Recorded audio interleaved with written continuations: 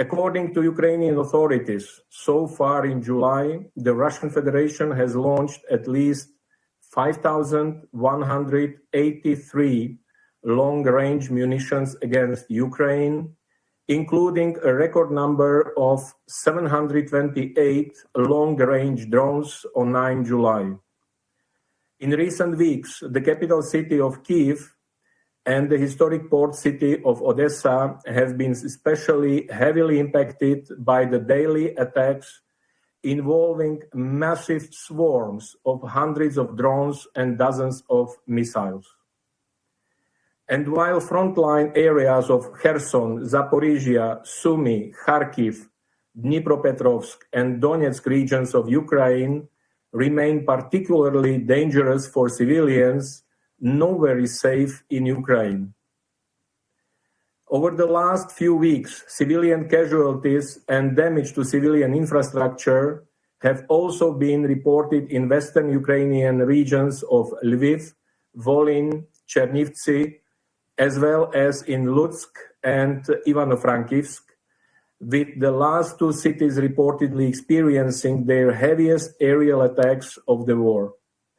Across the country, attacks have struck hospitals, schools, energy and transport infrastructure, and residential buildings. On 21st July, a massive Russian aerial strike on Kyiv reportedly caused damage to a metro station where hundreds were seeking shelter. The same attack reportedly set a kindergarten on fire and damaged a multi-story residential building, resulting in dozens of civilian casualties. On 11 July, Russian drones hit the city center of Kharkiv, reportedly damaging a maternity ward at the country's second largest hospital, forcing mothers with newborns to flee. On 24 June, a countrywide Russian drone and missile attack reportedly struck a passenger train and damaged more than 40 schools and kindergartens, a cathedral, 8 medical centers and hospitals, and several residential buildings. At least 21 people were reportedly killed and more than 300 injured. The same devastating scene was repeated during another record-level attack across Ukraine on 29 June. In total, since the beginning of the Russian Federation's full-scale invasion of Ukraine, OHCHR has verified that at least 13,580 civilians, including 716 children, have been killed. 34,115 civilians, including 2,173 children, have been injured. My colleague, Assistant Secretary General Joyce Msuya of the Office for the Coordination of Humanitarian Affairs, will provide updates about the impacts of the escalating attacks on the humanitarian situation in Ukraine. Mr. President, we are also concerned about the increasing number of reported civilian casualties reportedly resulting from Ukrainian drone attacks inside the Russian Federation. According to Russian officials, Ukrainian drone attacks in recent weeks have led to civilian casualties in the Belgorod, Kursk, Bryansk, Voronezh, Kaluga, Lipetsk, and Tula regions of the Russian Federation. Moscow and St. Petersburg have also been targeted with dozens of drones, reportedly causing severe disruptions to air traffic. Following one such recent series of attacks between 5 and 7 July, over 2,000 flights were reportedly disrupted in multiple Russian airports, including in Moscow, St. Petersburg, and Nizhny Novgorod. The United Nations, however, is not in a position to verify these reported incidents in the Russian Federation, including any reports of civilian casualties. International law clearly prohibits attacks against civilians and civilian infrastructure. We strongly condemn all such attacks, wherever they occur, They must end immediately. Mr. President, the intensified aerial attacks and fighting on the ground continue to pose a significant threat to the safety and security of Ukraine's nuclear sites. On 11 July, a drone attack reportedly hit the city hall in Enerhodar, where most of the staff of Ukraine's Zaporizhia nuclear power plant, ZNPP, live, located only about 5 kilometers from the plant. According to the International Atomic Energy Agency, IAEA, the reported drone attack followed reports of an overnight shooting incident near the ZNPP on 12 July. On 4 July, IAEA raised concerns over the reported loss by ZNPP of all its off-site power for several hours. Meanwhile, Ukraine's operating nuclear power plants, Khmelnytsky, Rivne, and South Ukraine also regularly report of drones being detected near the sites. These latest incidents underline the fragility of nuclear security to ensure sustained attention to this issue. We continue to urge the sides to act responsibly. Any nuclear incident must be avoided at all costs. Mr. President, already at the end of last year, the total cost of reconstruction and recovery in Ukraine was assessed at $524 billion over the next decade. The most recent escalation of attacks is quickly adding to this toll. In this regard, this year's Ukraine Recovery Conference that took place in Rome earlier this month represented a significant milestone in the international community's commitment to supporting Ukraine's long-term reconstruction. The event culminated in over $11 billion in pledged funding. Speaking on behalf of the Secretary General, acting UNDP Administrator Hao Liang-shu reaffirmed the UN's commitment to supporting Ukraine to rebuild stronger, from advancing green energy and mine action to supporting community resilience. It is crucial that the international solidarity with Ukraine is sustained as the country embarks on its long journey for recovery. Mr. President, on Wednesday, Ukrainian and Russian delegations met in Istanbul for the third time this year. We welcome the continuation of these direct contacts between the sides and urge Ukraine and the Russian Federation to make further progress towards a ceasefire and a lasting settlement. We are grateful for the meaningful efforts of Turkey, the United States, and other relevant actors to help sustain the necessary diplomatic momentum. We commend in particular the reported progress made in the humanitarian track of these talks, including with regards to exchanges of prisoners and of war and civilian detainees. Since last May, following the first two rounds of negotiations in Istanbul, the Russian Federation and Ukraine have already reportedly exchanged hundreds of prisoners of war, including those badly injured, as well as more than 7,000 mortal remains. Each such exchange and repatriation alleviates the pain of the affected families and serves as a reminder that diplomacy can work. We therefore call on the sides to continue such exchanges. Mr. President, on Tuesday, this Council unanimously adopted a resolution reiterating that all states shall settle their international disputes by peaceful means through dialogue, diplomatic engagement, and cooperation in such a manner that international peace and security and justice are not endangered. The resolution also underscored the importance of the full, equal, and meaningful participation of women and meaningful participation of youth in dispute resolution efforts. As the Secretary General stated during that meeting, diplomacy may not have always succeeded in preventing conflicts, violence, and instability, but it still holds the power to stop them.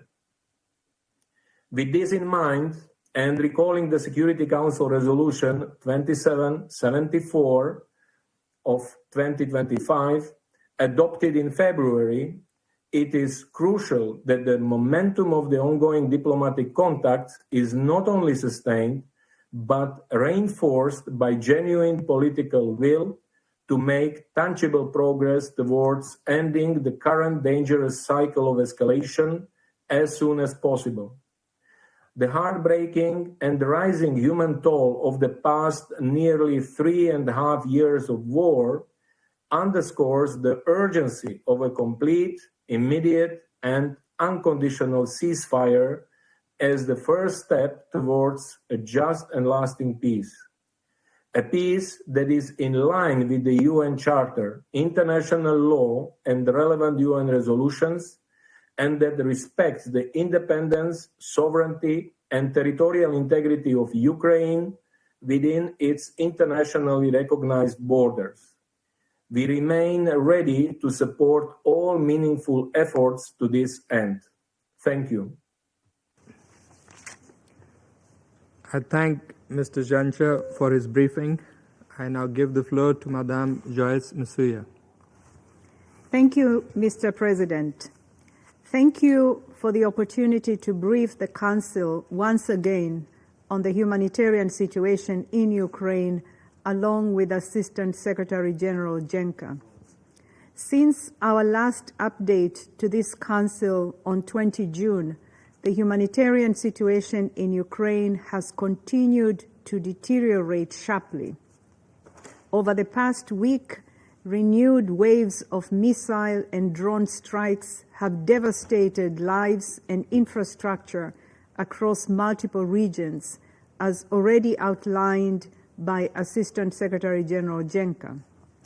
According to the UN Human Rights Monitoring Mission in Ukraine, the scale and speed of civilian harm remain alarmingly high. In the first half of 2025, nearly 50% more civilian casualties were recorded compared to the same period last year. Over the past day, authorities report strikes on urban centers, including Cherkasy, Kharkiv, and Odessa, killed 5 civilians and injured 93, among them 11 children, as hostilities intensify nationwide. Last weekend, attacks struck populated areas in Dnipro, Kharkiv, and Sumy, reportedly killing dozens of people and injuring more than 70, including children. In Kharkiv, a rehabilitation center for people with disabilities was hit. In Kyiv, a kindergarten, a metro station, shops, and residential buildings were damaged. In the Ivano-Frankivsk region, once seen as a refuge far from the front lines and home to many displaced families, we saw the largest attack there since the war escalated in 2022. There is no safe place left in Ukraine. These are the latest in a series of attacks that have brought even more fear and suffering to communities, both near the front lines and far from them. The use of explosive weapons in populated areas, including long-range missiles and drones, remains a key driver of civilian harm. Mr. President, civilians in Ukraine continue to bear the heaviest burden, struggling to access food, water, power, and health care. Nearly 13 million people need assistance, but limited funding means we can reach only a fraction of them. For many displaced women and girls, safety remains out of reach. Risks of violence at home, in shelters, and during evacuations continue. Yet the local women-led groups best placed to help are scaling back due to funding shortfalls, leaving countless women without the protection they so urgently need. Displacement from frontline areas continue to rise. Since April, more than 26,000 people fleeing hostilities have registered at transit centers. In response, our partners are working with authorities to open new sites in the Sumy and Dnipro regions to meet rising needs. Across Ukraine, 3.7 million people remain displaced, with nearly 6 million refugees abroad. Additionally, unverified reports in recent days and weeks indicate civilian casualties and damage to civilian infrastructure in the regions of Kursk, Bryansk, Belgorod, Voronezh, Kaluga, Lipetsk, and Tula regions in the Russian Federation. Under international humanitarian law, all parties must take all feasible precautions to avoid and minimize civilian harm. Mr. President, the continued use of anti-personnel mines puts civilian lives and livelihoods at risk every day. The Anti-Personnel Mine Ban Convention strictly prohibits their use. Under this convention, states have agreed that the harm caused by these weapons is unacceptable and that considerations of humanity must impose limits on their use. We cannot go back. This is why we note with alarm the recent decree by the Ukrainian president announcing Ukraine's withdrawal from the convention. This follows the regrettable decisions of neighboring countries to withdraw from this convention. Assertions of exceptional threats and military necessity cannot outweigh international humanitarian law, which seeks to limit human suffering precisely when a state is fighting against its enemy. The Secretary General has urged all states to adhere to humanitarian disarmament treaties and immediately halt any steps towards their withdrawal. Mr. President, despite relentless risks, our humanitarian partners in Ukraine continue their vital work, reaching more than 3.6 million people with emergency health care, shelter, clean water, and cash to families since January. But access remains precarious. In regions such as Kherson and Donetsk, intensified fighting has forced aid convoys to be delayed or suspended, putting humanitarian workers at risk and interrupting life-saving support. We remain committed to ensuring all necessary arrangements are in place to reach people in need safely and without obstruction. Our ability to reach an estimated 1.5 million civilians in areas under the control of the Russian Federation, including parts of Donetsk, Luhansk, Kherson, and Zaporizhia, remains extremely limited and increasingly difficult. It is not for lack of capacity or will, but rather persistent access impediments that prevent us from getting help to those who need it most. At the same time, we urgently need the resources to sustain and expand efforts where we have access. International humanitarian law could not be clearer. All parties must allow safe, rapid, and unimpeded access to civilians in need, no matter where they are or who controls the territory. Mr. President, despite the growing scale of needs, funding remains critically low. Just 34% of the $2.6 billion required for the 2025 Humanitarian Needs and Response Plan has been received, forcing cuts to vital programs just as needs are soaring. Cash assistance, mental health support, and services to respond to gender-based violence have been slashed due to funding shortfalls. Without an immediate influx of resources, even prioritized programs will be at risk, just as the people of Ukraine approach a fourth wartime winter. Last week, the United Nations and our humanitarian partners launched the 2025-2026 Winter Response Plan, which aims to reach 1.7 million people with heating support, winter clothing, shelter repairs, emergency energy solutions, and cash. The plan prioritizes households in frontline and collective sites where freezing temperatures could turn already dire conditions into deadly ones. We urge member states to act now so that emergency supplies are in place before winter hits and conditions make it far harder to reach those in need. Mr. President, allow me to close with 3 urgent messages to this Council. First, civilians and civilian objects must be protected. The scale of civilian death and injury and the destruction to homes, schools, hospitals, and displacement centers must stop. Disproportionate and other indiscriminate attacks are strictly prohibited. Second, ensure humanitarian access. All parties must facilitate safe, rapid, and unimpeded access to civilians in need wherever they are.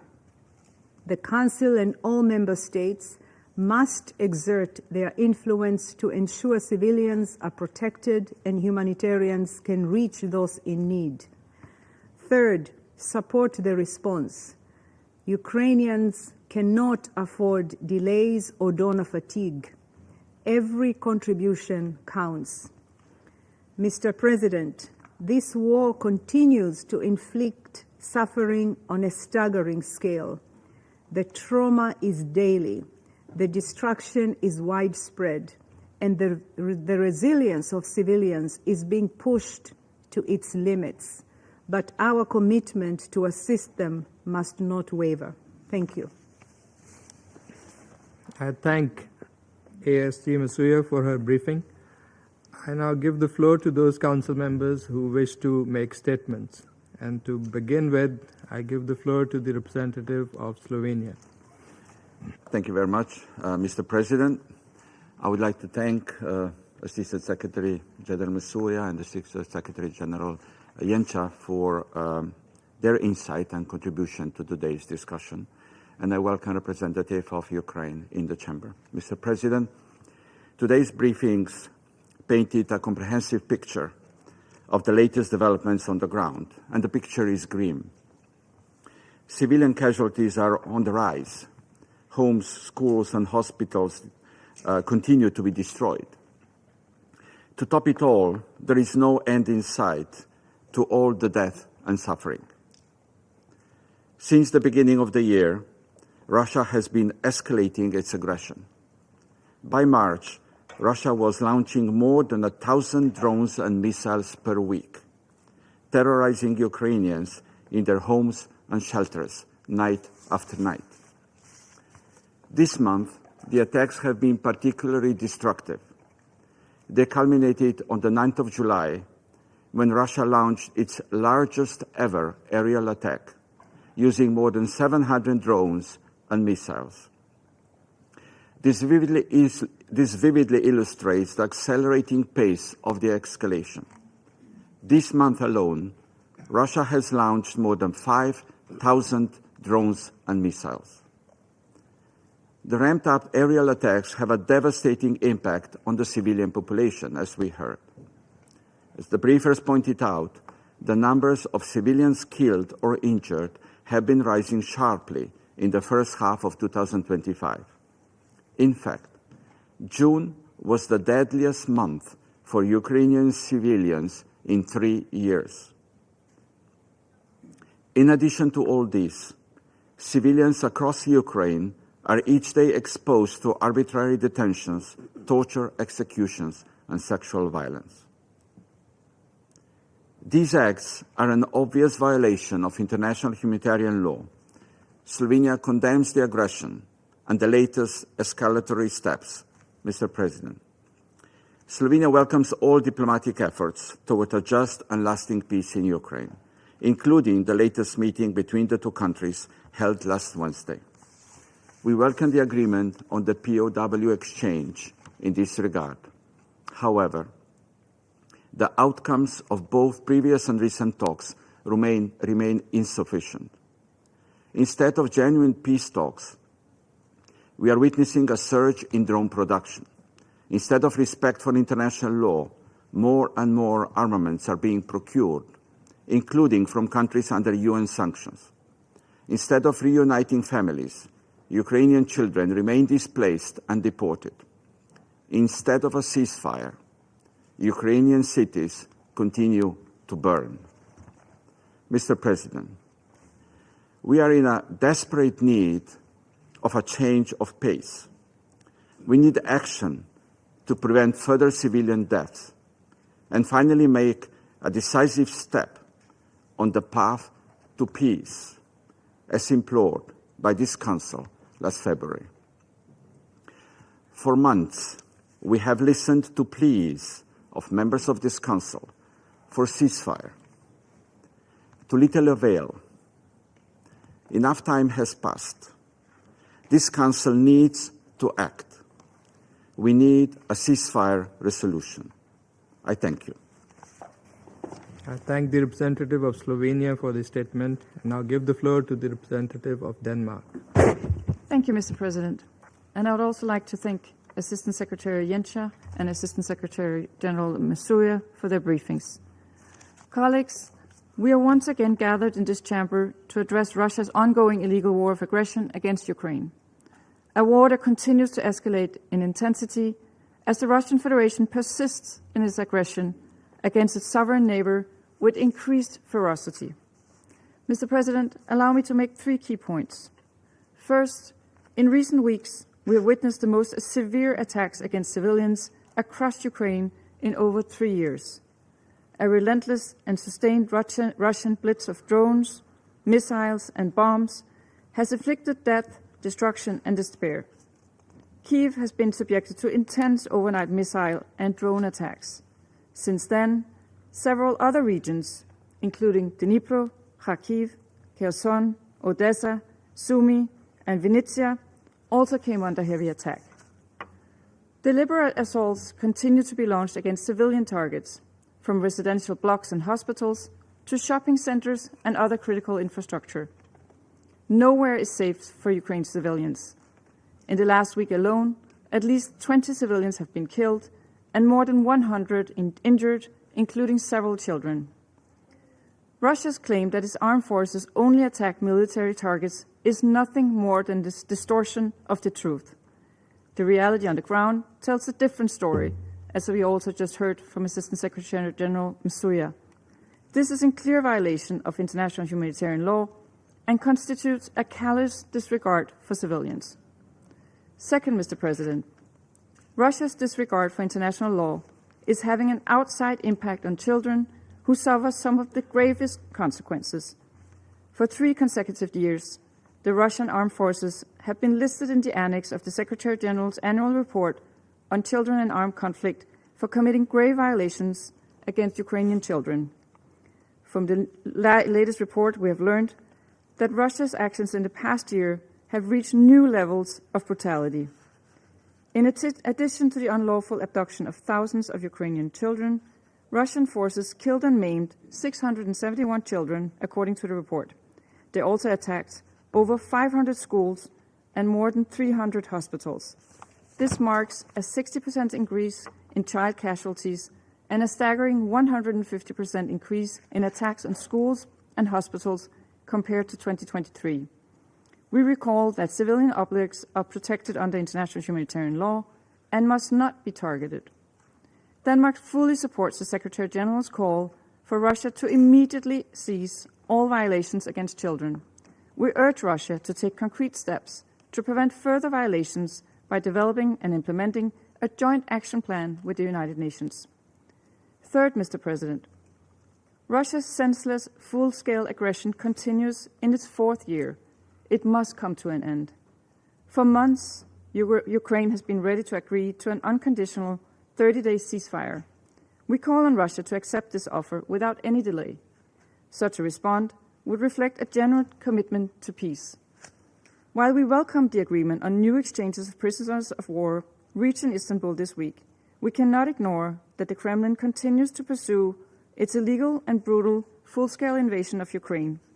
This week, Russia has continued to destroy cities, killing civilians, and targeting civilian infrastructure across Ukraine. These actions undermine the foundations for peace. Mr. President, in conclusion, while Russia's attacks intensify, we increase our support for Ukraine. We reiterate our call for a just, sustainable, and lasting peace in line with the purposes and principles of the UN Charter. We have reaffirmed the sovereignty, territorial integrity, and political independence of Ukraine. Denmark will continue to stand with Ukraine for as long as it takes, until the Ukrainians can once again live in peace and freedom in their own country. I thank you. I thank the representative of Denmark for the statement, and I'll give the floor to the representative of France. Merci, Monsieur le Président. Thank you, President. Tout d'abord, je remercie Monsieur le outset, Secrétaire général Miroslav Jenka et Madame la Secrétaire générale Yosma pour leurs exposés qui nous rappellent la gravité de la situation. Monsieur le Président, il y a une semaine, le président ukrainien a redit qu'il était prêt à engager des discussions de paix directes avec le président russe. Quelle a été la réponse de la Russie? Des frappes massives sur les villes ukrainiennes, très loin du front, dans la nuit du 20 au 21 juillet. Notre ministre, M. Jean-Noël Barrot, est arrivé à Kiev quelques heures plus tard pour réitérer notre détermination à accroître la pression sur la Russie et à donner à l'Ukraine les moyens de se défendre. Nous le faisons avec l'Union européenne. En attaquant systématiquement des cibles civiles et des infrastructures essentielles à la vie quotidienne, la Russie veut semer la peur et la division en Ukraine. Faute de pouvoir percer sur le front depuis maintenant plus de 3 ans, elle tente de briser l'arrière. La Russie doit comprendre que cette stratégie de violation massive et systématique du droit international humanitaire et des conventions de Genève est non seulement illégale, mais de surcroît inutile. La Russie ne parviendra pas à saper le moral du peuple ukrainien, to erode the morale of the Ukrainian people, and France would like to commend Ukraine's resilience and courage. France is also systematically targeting energy infrastructure. It is compromising without hesitation nuclear safety and security. À Tchernobyl, in Chernobyl, notre ministre a pu constater des dégâts considérables provoqués en février dernier par un drone Shahed russe qui a perforé le sarcophage du confinement, servant à prévenir les émissions radioactives. Perforated the confinement sarcophagus, which prevents radioactive emissions. President, in Istanbul 2 days ago, Ukraine reiterated its readiness to implement an immediate and unconditional ceasefire, as Ukraine has been doing for 5 months now. Russia once again refused. Russia reiterated its maximalist demands set out in the memorandum it gave to Ukraine on the 2nd of June. Russia cannot demand Ukraine's capitulation as a precondition for stopping the hostilities. President, in order to live up to its responsibilities, this Council cannot simply deplore civilian suffering and call for peace talks. The Council must first call a spade and recall the fundamentals of the conflict. Faced with Ukrainians' aspirations to liberty and democracy, it is Russia which on 2 occasions invaded Ukraine, in 2014 and 2022, and this in flagrant violation of the Charter.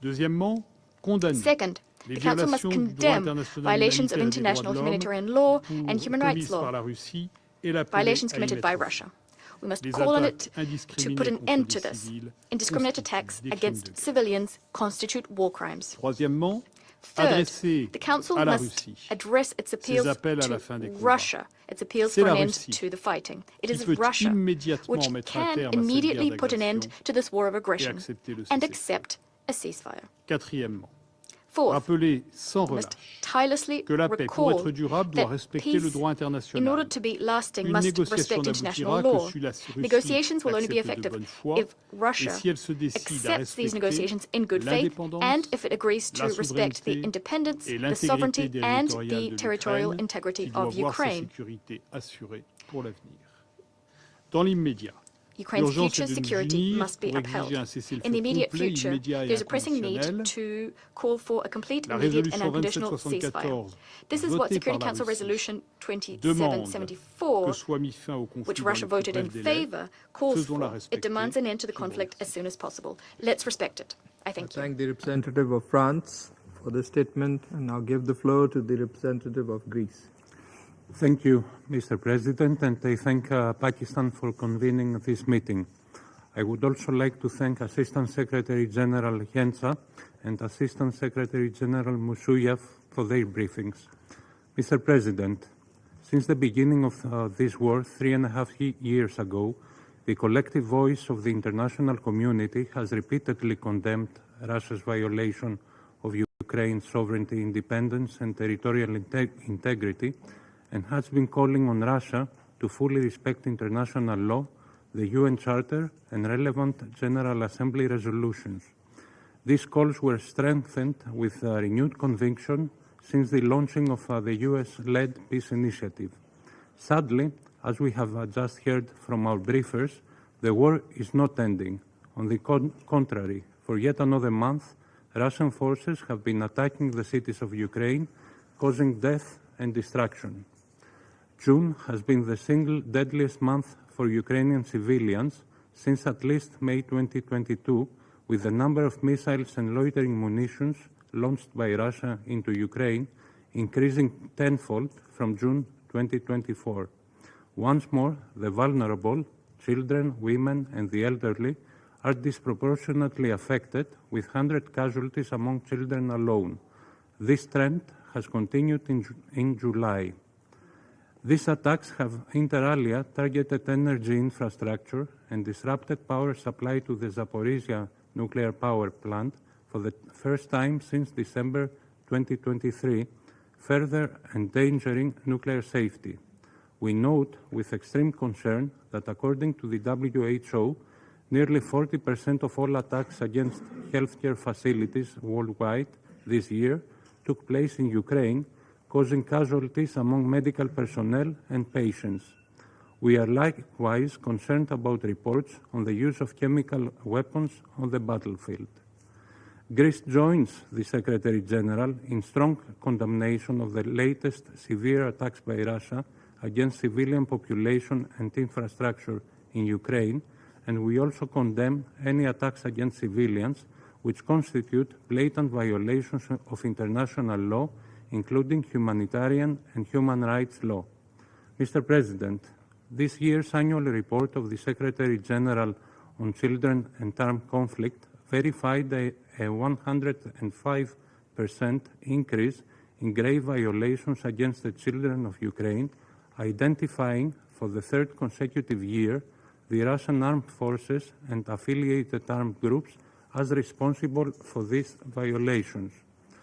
These findings are compounded by this year's recently released Council of Europe's report on the human rights situation in the territories of Ukraine temporarily occupied by Russia, which demonstrates that Russia's war of aggression has continued to lead to immense human suffering. Mr. President, ensuring accountability is both a prerequisite for peace and a deterrent for further war.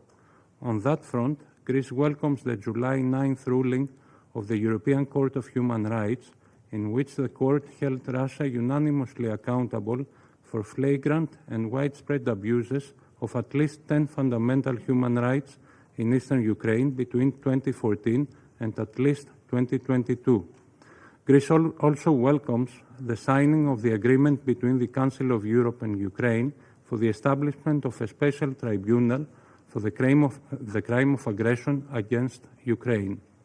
Mr. President, we have long advocated for peace, which is long overdue. We welcome the 3 rounds of direct bilateral talks and the agreements on exchange of prisoners, including the most recent one on July 23rd. However, we regret that peace efforts have not produced any other tangible results and have eventually stalled. We reiterate that no peace effort can have any substantial results if hostilities continue. Therefore, it is imperative that any peace efforts should be approached in good faith, starting by agreeing to an immediate and unconditional ceasefire as the first step towards a comprehensive, just and lasting peace, in line with international law and the UN Charter, and in full respect of Ukraine's sovereignty and territorial integrity. I thank you. I thank the representative of Greece for the statement. Now give the floor to the representative of the Republic of Korea. Thank you, Mr. President. At the outset, I also would like to thank ASG Yencha and ASG Msuya for their informative briefings and welcome the participation of Ukraine in today's meeting.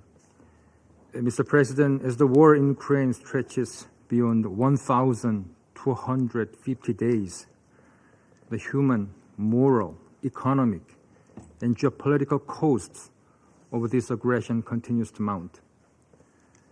Contrary to the hopes of many who yearns to escape from this dark tunnel, Russia is intensifying its relentless attacks, now deploying hundreds of deadly drones and missiles daily. Indeed, June marked the highest monthly civilian casualty toll in 3 years, with 232 killed and 1,343 wounded. The humanitarian situation in Ukraine continues to deteriorate, and civilian suffering is deepening. We reiterate that such large-scale and indiscriminate attacks on civilians and civilian infrastructure constitute a clear violations of international humanitarian law. The Republic of Korea once again strongly calls for a full, immediate, and unconditional cessation of hostilities to prevent further civilian casualties. In this regard, we support the recent call by the United States to achieve a long overdue ceasefire within 50 days. And we urge Russia to respond to this call, one that has been echoed by nearly every other member of the international community. Now more than ever, as the casualties continue to mount and the war shows no signs of abating, the urgency for a ceasefire is undeniable. We have already witnessed the concrete benefits of such a ceasefire during another major ongoing conflict. Although the humanitarian situation in Gaza remains dire today, earlier this year, during the fleeting ceasefire in Gaza, humanitarian conditions on the ground markedly improved. Hundreds of aid trucks were able to enter Gaza, delivering much-needed food, medicine, and other humanitarian supplies to suffering Palestinians. This clearly demonstrates that an immediate halt to hostilities is not merely symbolic. It is a vital step toward alleviating civilian suffering and creating the necessary space for diplomacy. On another front, we also take note of the third round of talks recently held between Ukraine and Russia in Istanbul to seek an end to the conflict and bring about sustainable peace. We do not expect a miraculous breakthrough from just a few meetings. However, we do hope for the restoration of normalcy for the innocent civilians who have endured more than 3 years of immense hardship. They need a respite from the terrible nightly drone swarms, now numbering in the hundreds each day. We believe the realistic path to ending this war and achieving lasting peace begins with a prompt ceasefire agreement, followed by a sustained negotiations supported by confidence-building measures such as prisoner exchanges and return of fallen soldiers. These efforts must not be used to buy time for destructive or territorial ambitions, but instead must reflect the genuine political will to end this war. Mr. President, a major obstacle to achieving these goals lies in the ongoing military cooperation between Russia and the DPRK. Despite repeated condemnations from the international community, this illicit collaboration has been prolonging the war in Ukraine by enabling the large-scale transfer of ammunition, artillery, and missiles from the DPRK to Russia, as well as the deployment of North Korean troops in a flagrant violation of the UN Charter and relevant Secret Council resolutions. Moreover, such cooperation poses grave risks to the security of the Republic of Korea and to regional stability. Potential military assistance and technological transfer from Russia to DPRK represent a serious and growing threat to the safety of the Korean people and to broader peace in Northeast Asia. We reiterate that all forms of cooperation between Moscow and Pyongyang must fully comply with relevant Security Council resolution and international law. In closing, Mr. President, the international community can no longer afford to stand idly by while this senseless war continues. This is why we must come together, raising a united voice to demand an immediate ceasefire and pursue a just and lasting peace. We sincerely hope that those who initiate this war will heed the principled call of the international community. I thank you, Mr. President. Thanking the representative of Republic of Korea for the statement, I now give the floor to the representative of the United Kingdom. Thank you, President. And I'd like to thank ASG Yanka and ASG Monsieur for your informative briefings today. Colleagues, the world has rallied around President Trump's call for an immediate and unconditional ceasefire. Ukraine has agreed, and we echo that call again today. Yet week after week, night after night, we see the number of Russian assaults grow. June was the deadliest month yet, and July is on track to be even deadlier. This makes a mockery of the diplomacy that Russia claims to support. And the consequences are even more devastating for the people of Ukraine. Across 5 weeks, from the 18th to the 23rd of July, Russia launched over 940 drones and 59 missiles at Ukrainian cities, killing 20 civilians and injuring a further 216. Just days before, a record-breaking 728 long-range drones were launched on Ukraine in a single day. Since the start of the invasion, over 13,500 civilians have been killed and more than 34,000 injured. This includes more than 200 children killed or injured since March alone. We cannot allow ourselves to become desensitized to these figures. Behind each Russian strike, there is a person, a family, a community whose lives have been torn apart by Russia's brutal military invasion. The Shigids are one such family. On the 5th of June, as a Ukrainian firefighter arrived at the scene of a Russian attack on Chernihiv, he discovered that his wife, his daughter, and his grandson had all been killed. His grandson was only a year old. 3 generations lost to cold-blooded Russian brutality in just one night. This is not an isolated incident. Families like the Shigids are being torn apart across Ukraine and have been since February 2022. Russia has a clear and unqualified obligation to uphold the UN Charter. Russia also has an obligation to respect the Geneva Conventions and to the protection of civilians under international humanitarian law. There is simply no justification for brutal aggression like this. The reality is clear. Ukraine, a country illegally invaded by Russia, continues to show its commitment to peace. But President Putin prefers war.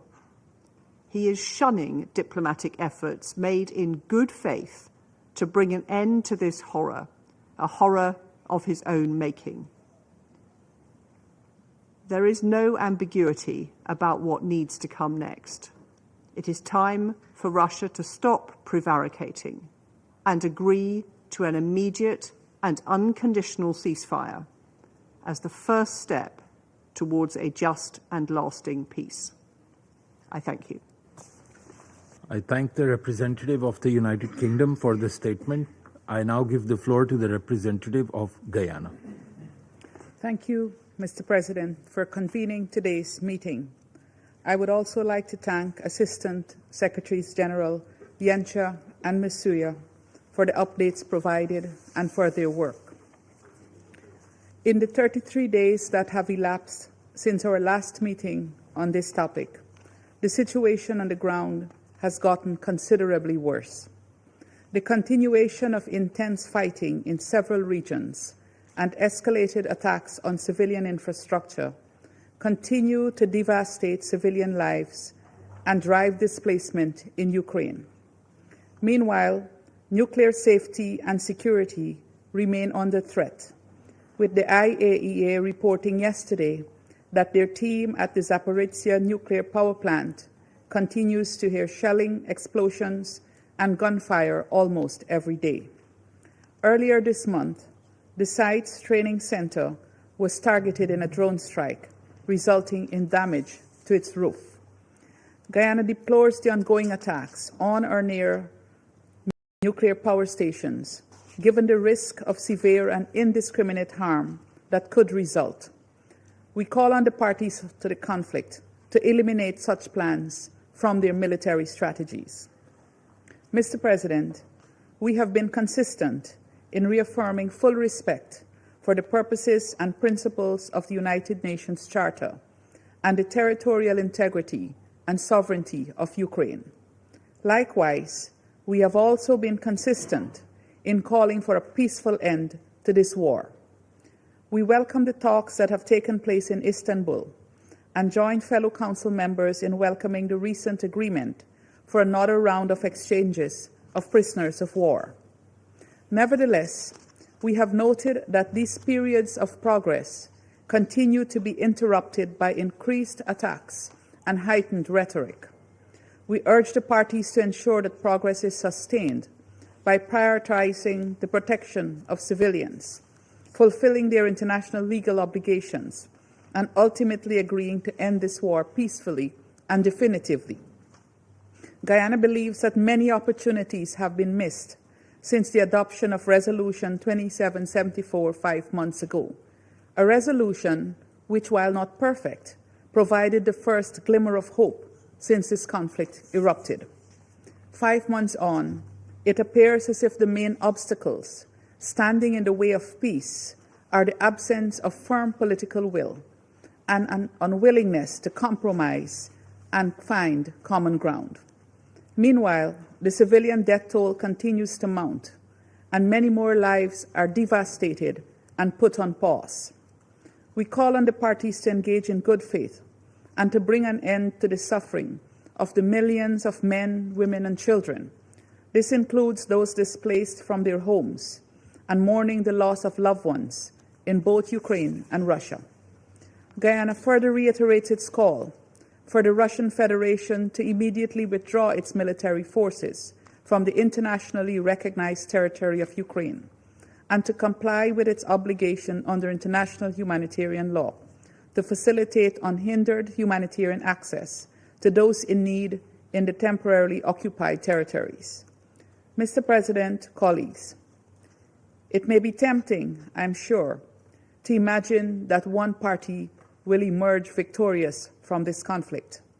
However, with nearly 50,000 civilian casualties reported to date and an unprecedented humanitarian crisis emerging, there will be no winners in this war. While the buildings are damaged can be rebuilt, the lives lost cannot be resuscitated, nor the injuries erased. But one thing remains clear: a call for peace is always relevant, and the choice of peace is never too late. The time to answer that call and to choose peace is now. I thank you. I thank the representative of Guyana for the statement. I now give the floor to the representative of the United States. Thank you, Mr. President. And thank you, Assistant Secretary General Miroslav Yensha and Assistant Secretary General Joyce Msuya for your briefings. And I welcome the representative of Ukraine. More than 100 days have now passed since this Council adopted a resolution imploring a swift end to the war and urging a lasting peace between the Russian Federation and Ukraine. Since then, there have been some positive developments. UN Security Council Resolution 2774 paved the way for technical talks in Saudi Arabia and bilateral talks in Istanbul, resulting in the return of thousands of prisoners of war. But the progress we've seen has fallen far short of what is needed. Ignoring this